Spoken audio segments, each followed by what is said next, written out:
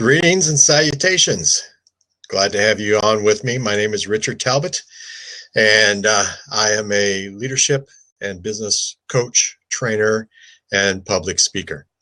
And I am affiliated with the John Maxwell team, and we are going to continue on with covering and discussing some of the laws of 21 Irrefutable Laws of Leadership. Here's the book that I'm basing everything on. That way you can see it. Hopefully you like it. Today we're going to talk about the law of addition, how leaders add value by serving others. And it may be a little bit of a different viewpoint on leadership than what you're used to, but I hope it's something that kind of piques your interest and that you enjoy, and that, if you're interested in calling in or following up, would love to have you on and we can talk about it. Again, good afternoon, good evening, good morning, depending on when you're watching this and where you're at in this world. I am located on the East Coast of the United States in my private lair, back in my place. Usually I'm on every Friday. Last Friday I missed because, well, frankly, I had vertigo, and I'm not quite sure how I got that, but I wasn't able to sit up and not have the room spin. I got it finally taken care of. So I missed last week, and so those of you who were hoping to see me live last Friday at this time, I'm sorry, I just wasn't able to do it, but hopefully that's a rare occurrence where I get to miss, not something that happens often. I'm located in a state, they call themselves the Tar Heels, but I'll let you figure out from there what the nickname is and what state that is. Also, too, as you know, I am a coffeeholic. Here's my coffee mug. So I hope you've pulled up something. If you're in the northern hemisphere where it's kind of chilly and cold, it's wintertime here, you have something warm in your hands. If you're in the south, something cool. But just sit back, relax. If you want to call in during this blab live, would glad to have you join, and where we discuss the law of addition. Leaders add value by serving others. And I hope it's something that strikes a chord. Obviously, if you want to learn and discuss more with me, you can find me on Twitter. You can find me on Facebook, Richard D. Talbot, Twitter at Richard D. Talbot, also on LinkedIn. So I'd be glad to discuss further with you, and maybe we can find a way that we can work together and discuss that. As we've talked before, leadership for me, as John Maxwell describes it, and he borrowed it from, I believe his name was Oswald Chambers.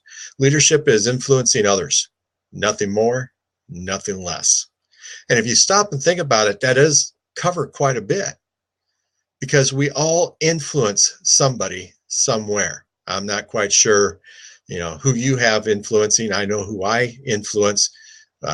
Some of the quickest people that you may look at that you influence is your immediate family, your significant other in your business. It could be your coworkers. It could be your people that report to you, maybe who you report to. We can all be leaders. It doesn't require a title at all. In fact, if anything, sometimes a title can get in the way of being an influencing person, because we may get caught up not just in the title itself, but we could also get caught up in doing the duties of that title. Managers manage systems and processes more than they manage people, unfortunately. And influencing requires a people interaction. And if you especially have people that report to you, you may be leery of getting too close to them. Not in the sense of, inappropriate or anything like that, but we've been trained that leaders and managers should maintain some type of a distance between their underlings or their reportees, for lack of a better word.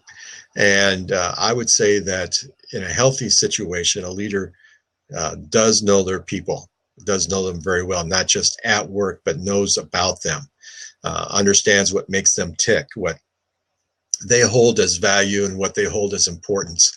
And I trust that you continue to develop and grow in that.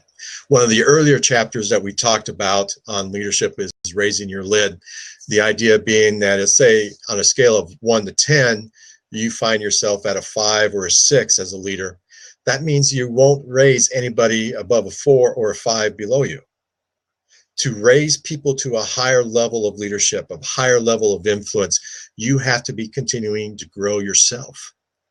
And so I hope if you have people that you do want to influence, and you have people that you want to make a significant and a positive impact with, that you have found ways to continue to grow yourself. Hopefully you're reading books, watching this video. Hopefully this blab will help as well as you're having a mentor or a coach that you're working with. If you find you don't have any of that, let's talk. Maybe there's a way that I can help you or other people can help you. I recommend books. Maybe we can get into a coaching situation together where we can work and not only raising your lid, but also raising the lid of people that you want to influence. So today, let's talk a little bit about the law of addition, where we add value to other people. The bottom line in leadership isn't how far we advance ourselves. Let me repeat that again. The bottom line in leadership is not how far we advance ourselves, but how far we advance others. If you really want to make an impact in people's lives, you want to impact them and help them to advance. I do enjoy sports. Football is my favorite sport, followed closely by basketball. I have fallen in love with Australian rules football. So all my Aussie friends and New Zealand friends, I want to say howdy, mate, and let you know that I love Australian rules football. I've had the pleasure of attending a game live at the Melbourne Cricket Centre, the MCC. I thoroughly enjoy that. I watch when I can on TV when their season starts, which should be starting in about a month or so. So I'll be catching up. I don't have a truly favorite team. I do like the Fremantle Dockers, the Sydney Swans. I can name a bunch more. The St. Kilda Saints. I love St. Kilda. Used to like them a lot. They've struggled a little bit lately, but that's okay. But in sports, especially in American basketball, you hear a lot about the coaching tree. The coaching tree. If you're not familiar with that, let me give you a quick explanation. The coaching tree consists of individuals who are currently coaching that are related to each other and to a famous coach in the past. So, for instance, John Wooden, probably one of the best college basketball coaches that ever was. His teams won multiple national titles year after year in a row. In fact, if I remember right, for about 5 or 6 years, his teams went undefeated. I mean, it's just a phenomenal coach, known for his philosophy, his pyramid of success, known for how he handled players, that type of thing. But he had assistant coaches who became head coaches and were successful. Other coaches have done the same thing, and that's what's called the coaching tree. If you can trace your coaching lineage back to someone, and there's multiple coaches that can do that, that's called the tree. That's called the tree. So the idea being is that a good coach in basketball or in football or in baseball or in the AFL, a manager, however you want to call the title, the position, a good coach or manager creates other good coaches and managers in the same profession. And so they develop a tree, a lineage. And as a successful leader, if you're truly wanting to be a positive influence, a positive leader, then you want to develop your own leadership tree, so to speak. You want to develop and advance others to be successful. Because if they're successful, then you're successful. Some people believe in karma. What comes around goes around. Other people use the golden rule, treat others as you would like to be treated. If we would like to be advanced, if we would like a coach or a mentor to push us along, then we should expect to do the same thing for others. So the bottom line in leadership, the one true principle that I hope you hang your hat on today is that leadership isn't how far you advance, how far you go, how far up the ladder of success or above the ladder of promotion to become president, CEO, CFO, owner, whatever it is. But true leadership is advancing others. So if you can't give some evidence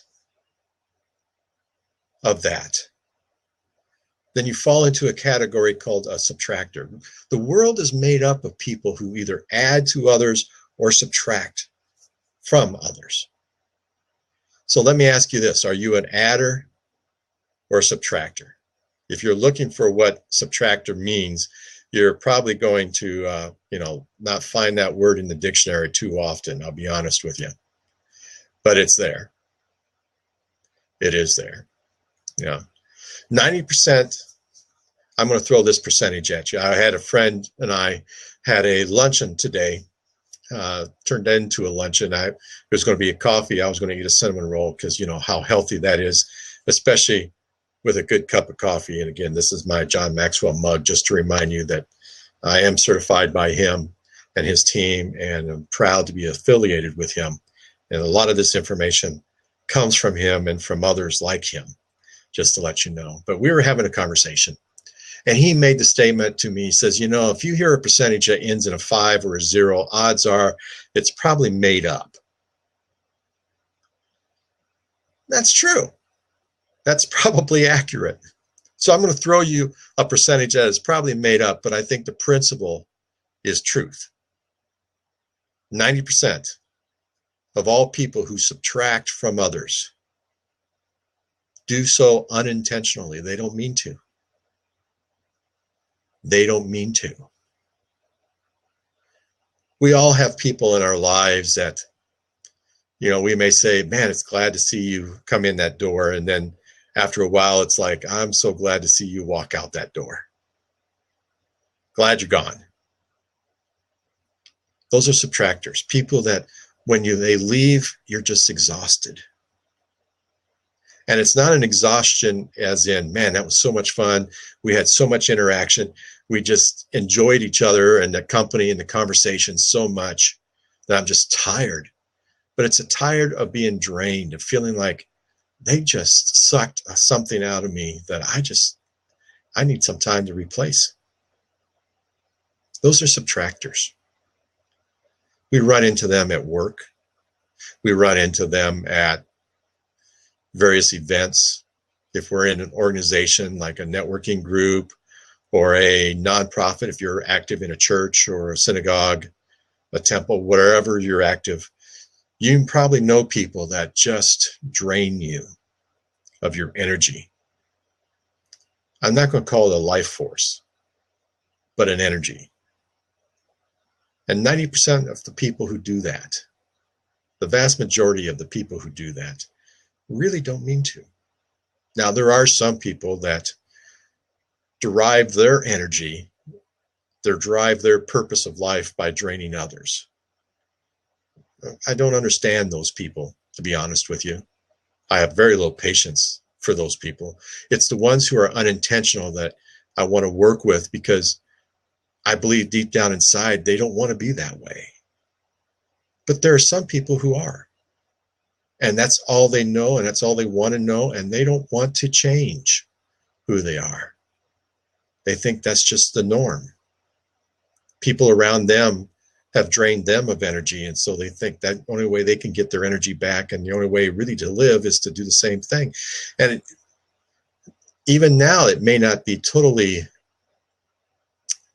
intentional, but there's a sense of that's just who they are and what they do. However, conversely, if 90% or a vast majority of people who are subtractors are unintentional, I would say 90% or the vast majority of people who add value to other people are intentional. They do it on purpose. Think about the times that people have added value to you. How many of them, As you look back on it, you realize they were intentional about what they did. It may not have appeared to be that way at the beginning or while it was occurring, but as you walked away and as you evaluate your conversation where you just came back feeling better about yourself or feeling like you've learned something and you have something you can apply, they were intentional about doing that. So why is there this dichotomy between those who subtract from you, probably unintentionally, and those that add to you intentionally? Why is there that dichotomy? Well, sad to say, but I think as human beings, we have a tendency to be naturally selfish. What's in it for me? Adding value to others requires me to be intentional and to live a certain way, to speak a certain way, to apply my life a certain way with a purpose, with a goal.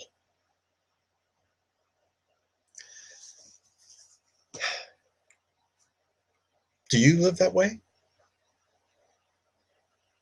Do you approach each and every day looking for ways to add value to others? I hope so. If you are, you're rare. I think at times we want to add value.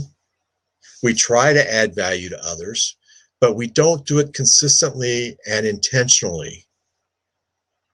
It's more of a hit and miss. It's like that old story of the archer who was shooting at a tree, and then after he hit the tree, he ran up and with his marker he went out and marked the red dot around where the arrow went in, and well, that's his bullseye. He hit it. Sometimes when we want to be intentional, we desire to be intentional, but we don't do anything on purpose. We don't plan to be intentional in advance when we are an adder, not a subtractor. When we do add value to others, it almost happens by accident, by happenstance instead of on purpose.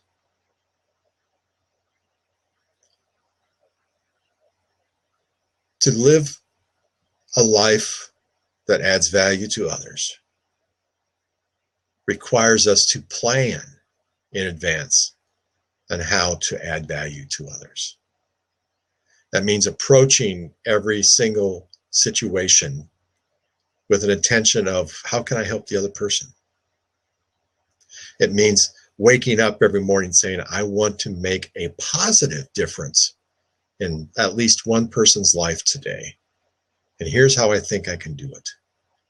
It's looking at your schedule and saying, okay, I have this meeting, or I have that meeting, or I get to have lunch with somebody, and how can I help them become better?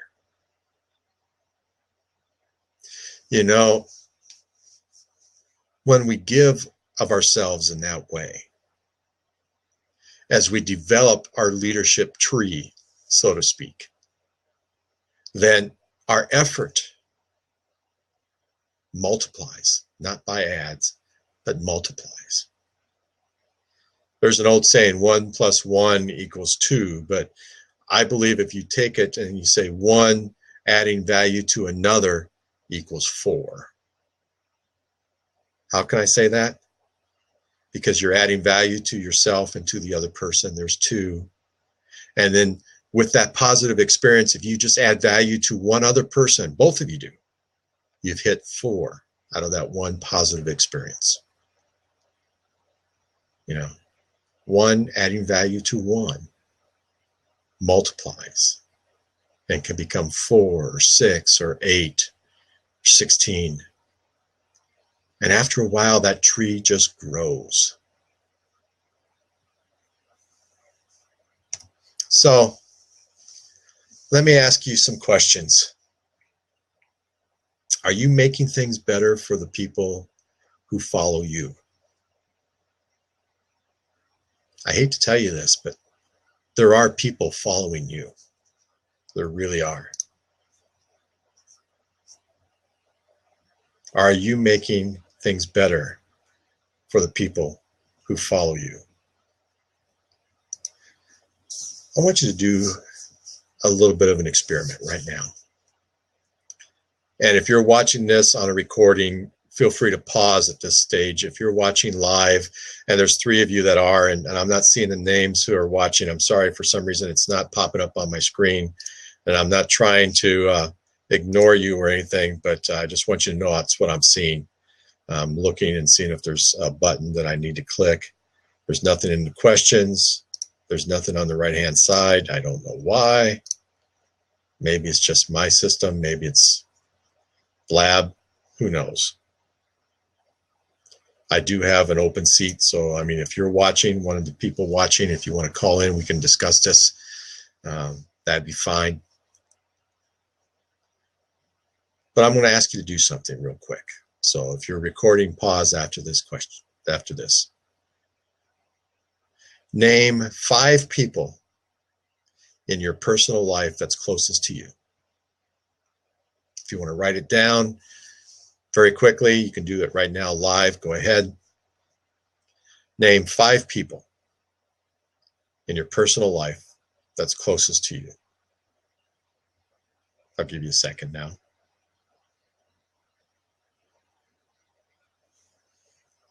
I'll have some more of my coffee that I'm not addicted to. I just refuse to give it up. Okay. Now, next to each name, I want you to write down eventually 3 ways that you show them that you care. 3 ways that you show them that you care.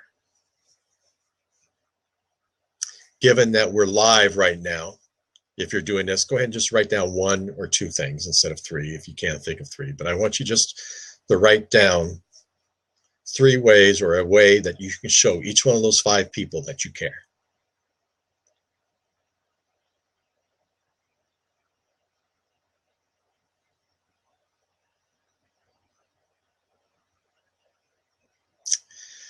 How many of you struggled with that? If you can't think of 3 ways, or 1 way, or 2 ways that you show them that you care daily, not weekly, not monthly, but daily, what I want you to do is, after this video, or pause it again if you want, what ways are you willing to show them that you care daily? So that each name has 3 things on it that you can say, I'm willing to do for you, for whoever that person is, to show you that I care daily. Now, let's apply this in a more professional sense. Those 5 people you may have just mentioned may be family members, very close friends. But now I want you to take it to the professional side. Name 5 people in your business life that you lead or that you influence. If you can't name 5, write down 3 or 2 or 4 or 1. But each one of us does lead and influence somebody else in our business life. So take a moment, pause me, or jump on, and we'll just take a moment, and I want you to write down 5 people in your business life that you influence.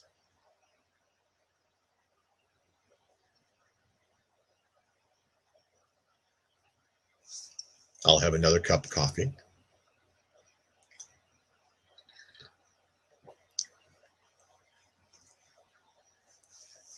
Okay. Now,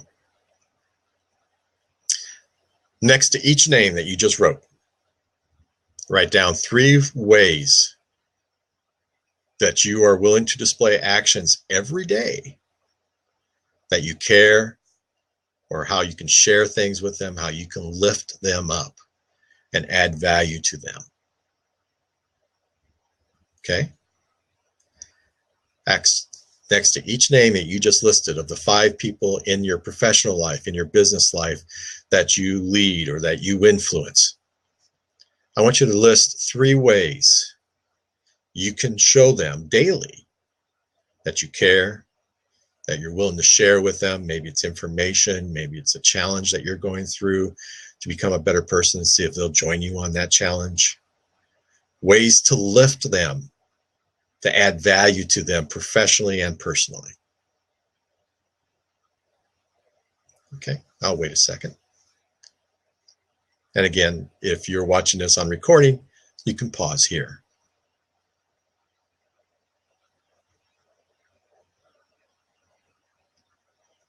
Looks like I paused. Now, you have that list. And again, if you're watching live, I know I'm moving fast and I apologize for that, but I want you to be able to watch the replay, but I want you to start thinking about these things, even if you're not writing down fast enough, or if I'm moving too fast. I'm sorry if I am. But I think you understand the concept for our discussion today.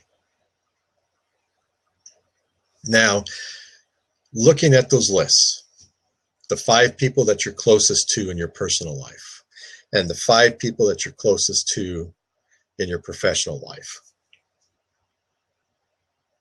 And you see the list for each person on how you can add value to them on a daily basis and show that you care on a daily basis. Now comes a key question. You ready? This gets to the heart of what it means to be a leader. And this gets to the heart of what it means to add value to others. Here's the question.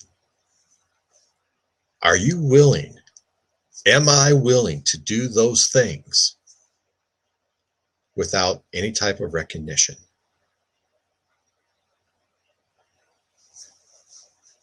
I'll let that sink in for a second. Are you willing to do those things to show that you care, even if you receive no recognition? That's a tough question. I would like to hope and think that everybody would say yes. But again, if we are selfish people, there's a part of us that says, wait a minute, if I'm going to put this much effort and energy into other people, I want them to know it. Why? Why would you want them to know that? It goes back to being selfish again.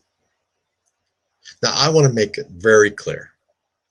Very clear. I struggle with this. And here's why. I am selfish.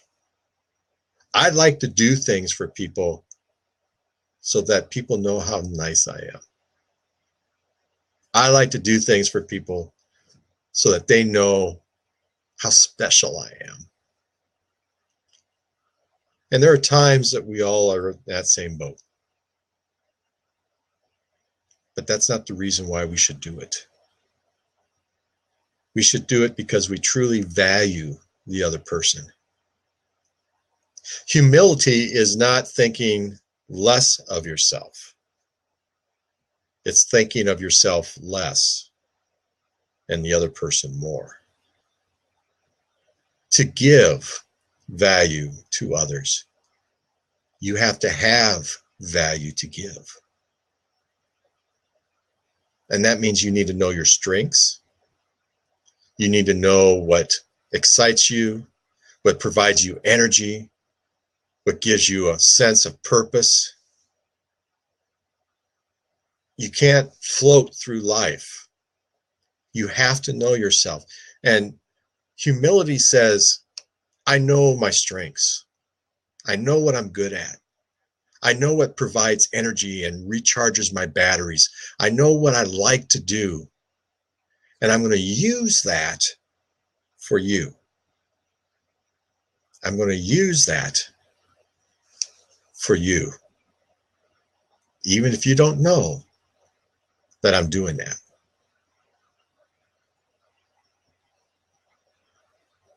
Are you willing to add value to others, even if you get no recognition for what you've done? That's hard to do. But that's what it means to add value to others. There are some more questions I want to ask you. I want you to think about. Because when you add value to others, what we're really talking about is becoming what's called a servant leader. Now, I am a person of faith. I'm not going to apologize for that. I am a Christian.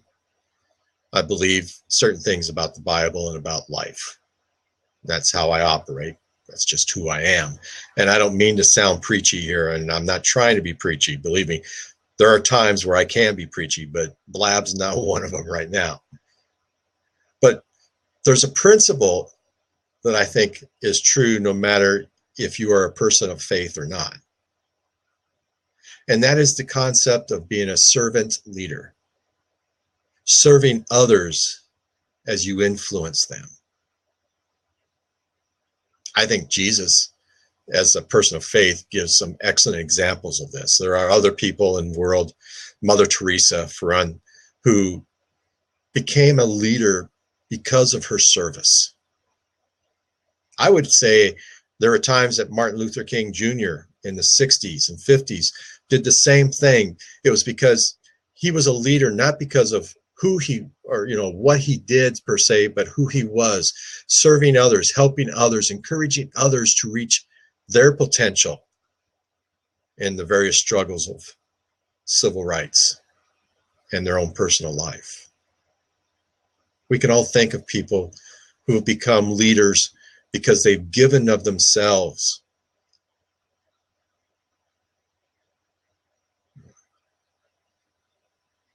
I think you can even go to John F. Kennedy in his inaugural address in 1961, where he says, "Ask not what your country can do for you, but ask what you can do." In this case, he said, for your country. And I would take it and paraphrase it by saying, ask not what other people can do for you, but ask what you can do for other people. That's servant leadership. In sign language, the sign for serving is the open palm moving back and forth between the person talking and the person listening. I think that's very appropriate. The hand open, giving, helping, reaching out, willing to serve. So let me ask you about 5 questions here I want you to ponder. If you want to call in, if you're watching live and we can discuss these 5 questions together, that's great, or the previous questions. If you're watching on recording, feel free to pause after each question to consider them, write them down, mull it over a little bit. So let me start with this one. Question number 1. How and when are you a servant leader? How and when are you a servant leader?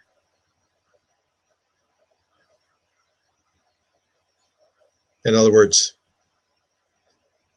how intentional are you? Are you a servant leader when it's convenient?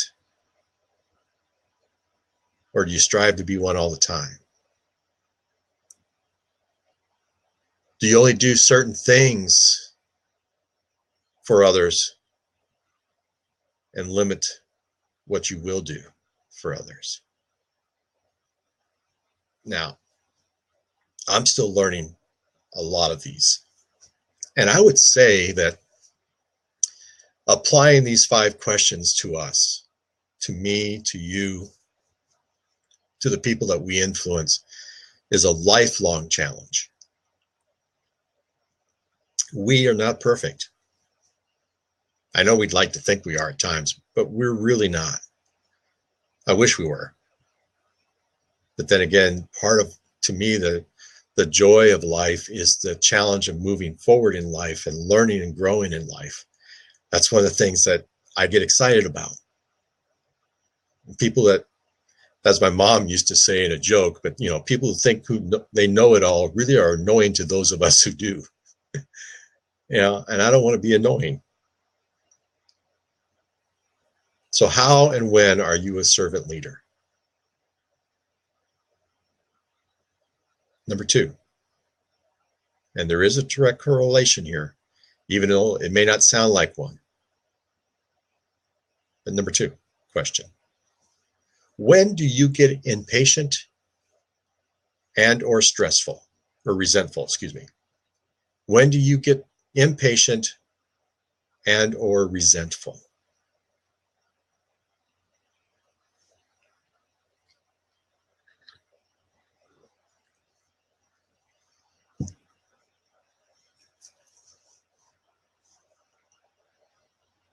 Now, how does that apply to servant leadership or adding value to others?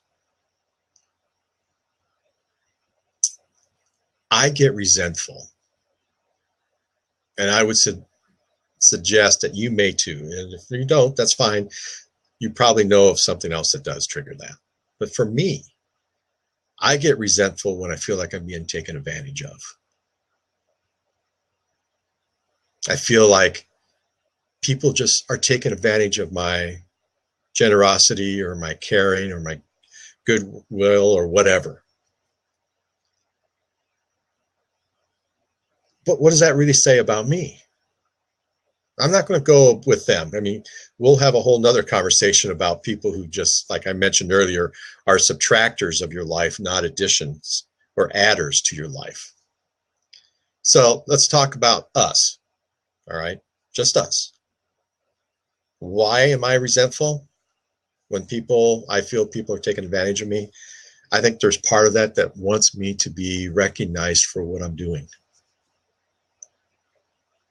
There's a part of me that says, if you knew what I'm going through and what I'm putting out for you, you'd appreciate this more. That's not always the healthiest way to approach it. In fact, if we're truly adding value to others, like I asked you previously, are you willing to do this, add value to others, even if you don't get recognition? To me, this applies directly to recognition. And being impatient, I get impatient if I feel people are wasting my time.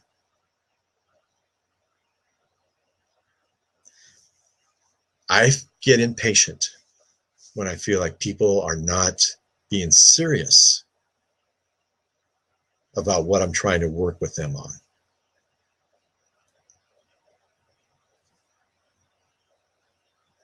Sometimes that's related to, don't you know how important my time is? Sometimes that's related to, don't you know what you're missing? There's a sadness, I think, if we were honest with ourselves and with each other. There's a sadness that can occur within us when we realize and we see people wasting their life and their possibilities. There's a sadness and a frustration and impatience that it can build within us when we see people that could be experiencing and doing so much more than they are.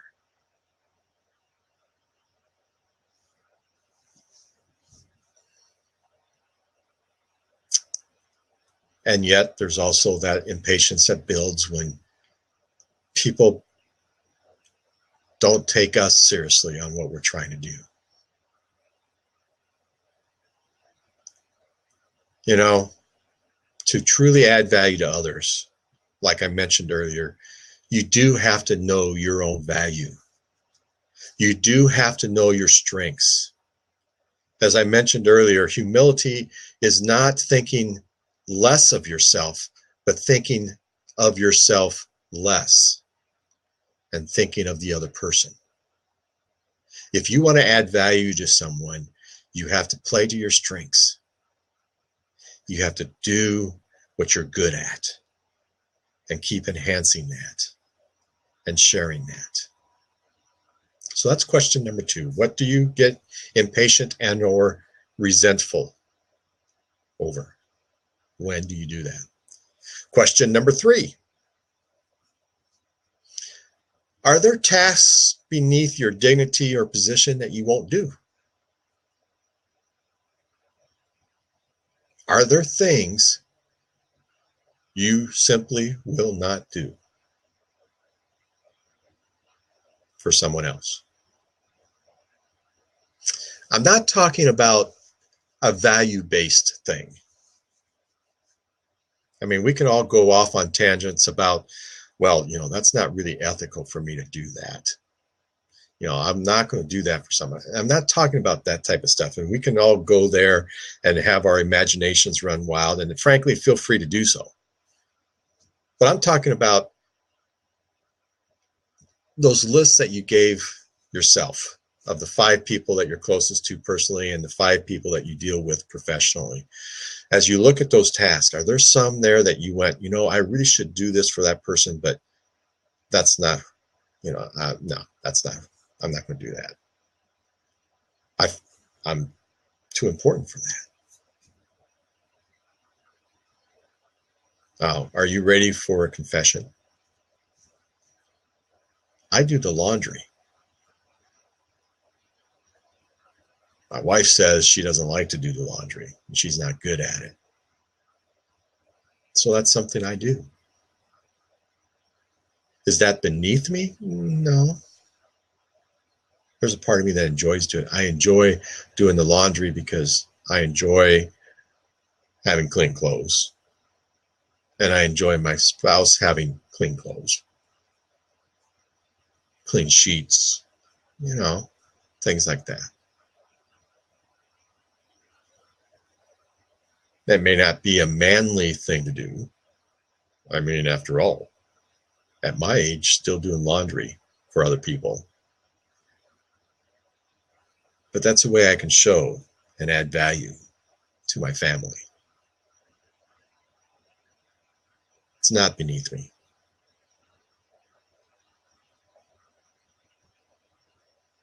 Yeah. Can you help somebody at work by making sure they have pens and pencils, notepads at meetings? Can you go out of your way and make sure the coffee pot is filled? Obviously, you knew I was going to go there, being addicted to coffee that I am, but you'd be surprised at how many, quote, managers refuse to make coffee. It's beneath them. That's the assistant's job. That's the new kid on the block's job. That's anybody's but mine job. Why? If you know coffee is important to your team and for the people that you are influencing at work, why won't you make the coffee? I don't know how to. Well, then learn. Even if you work in rocket science, it's not rocket science to make coffee. You get my point. So that's question number 3. Are there tasks beneath your dignity and position? Question number 4. Are you willing, and do you, if you have already started, but are you willing to practice to perform small acts of service without seeking any type of credit? Are you willing to add value to others, even if nobody notices?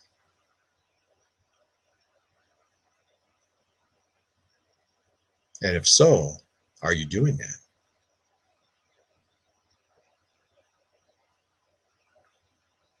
That goes back to, I think, what we were looking at on dignity and impatient and being resentful and being a servant leader. I think it goes back to that.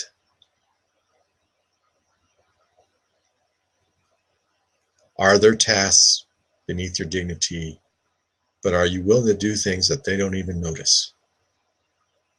Let's go back to the illustration of the coffee. Are you willing to make the coffee even if nobody ever says thank you?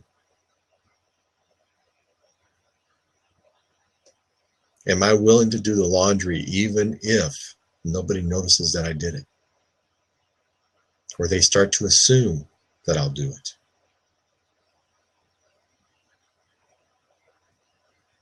Yes, thank you, and please, and you're welcome are very key words in our society. Still. We may be a society of social interaction, online interaction like this, but saying thank you does still carry a lot of weight, a lot of meaning, and a lot of affirmation. So, do you make it a practice, and are you willing to make it a practice of adding value to others by doing just some small acts of service, like making the coffee for the team, even if the team doesn't notice, even if the team doesn't say thank you?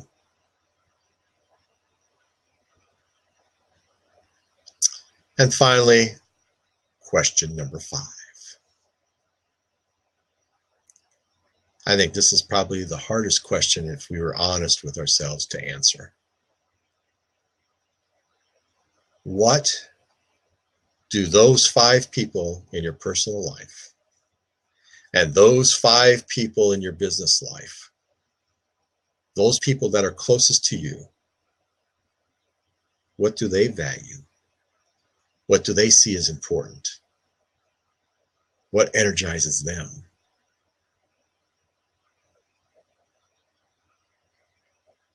Now, you may sit there and go, well, Richard, that's not a hard question. In my personal life, I can pretty much tell you, pretty much. That's a hard question for me. And you want to know why? Because that requires me to step out of my zone of comfort and make sure I know theirs. I need to know what they value so I can add value to them. Look at it this way. The people that you are closest to at work, maybe they're the people that report to you. Maybe it's the people that you report to. They all have something that they value. What is it? If you don't know, then how can you really add value to them? Take a look at those lists that I asked you to do of the ways that you can add value to them daily that you did earlier in our conversation here. Take a look at those. Each one of them should point to and address and meet one of their values. If coffee is not important to them, then why are you going to make coffee for them? If they're tea drinkers, then make tea.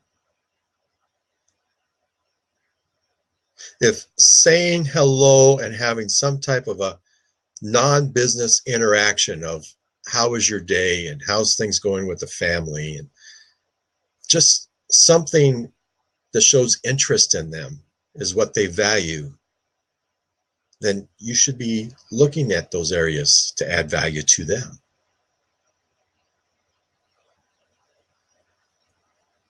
I hope you are able to articulate what's valuable to the people that you're closest to. I hope you do, and you can. So those are the 5 key questions I want you to focus on this week. Yes, I give homework assignments, and no, I don't hold people accountable to them because I can't.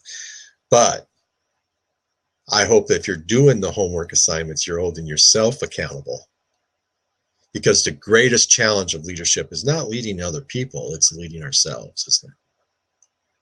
It's developing that consistency and that growth that we want.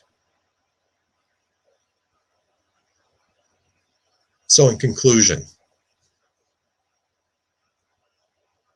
true leadership is not about advancing ourselves. It's about advancing other people, developing that leadership tree that I talked about, where 1 + 1 = 4 or more, where your influence multiplies as you become more intentional on being an addition to people's lives and not a subtractor. If you'd like to discuss this more with me privately, feel free to email me at richard@richardtalbot.net, or shoot me a message on LinkedIn. I have a LinkedIn page at Richard Talbot, Richard D. Talbot, Facebook page of Richard D. Talbot that you can like and receive little sayings from me every day. Obviously, I'm on Twitter at Richard D. Talbot, here on Blab. A book I recommend, and this is the book that we're basing our conversation on, is The Laws of Leadership, The 21 Irrefutable Laws of Leadership by John Maxwell. I highly recommend this book. There's some other ones as well. And I want to throw one more thing at you before I go. Starting March 1st at 8:00 p.m. Eastern Time, I'm going to be joining 2 of my friends, and they really are friends. Colin, who's from Australia, and Renee, who's from New Hampshire. We're going to be hosting a online, on the phone conference call on becoming and living a life of significance. Because leadership is more than just bringing yourself and others to success. Leadership is taking people and making life significant for yourself and for others. So I hope today's lesson on the law of addition, how leadership is adding value to others, was helpful. Please watch the replay. Please send me some feedback. I am more than willing to get it. And I hope that today you find ways to add value to others. Until next time, next Friday, take care and be a good leader.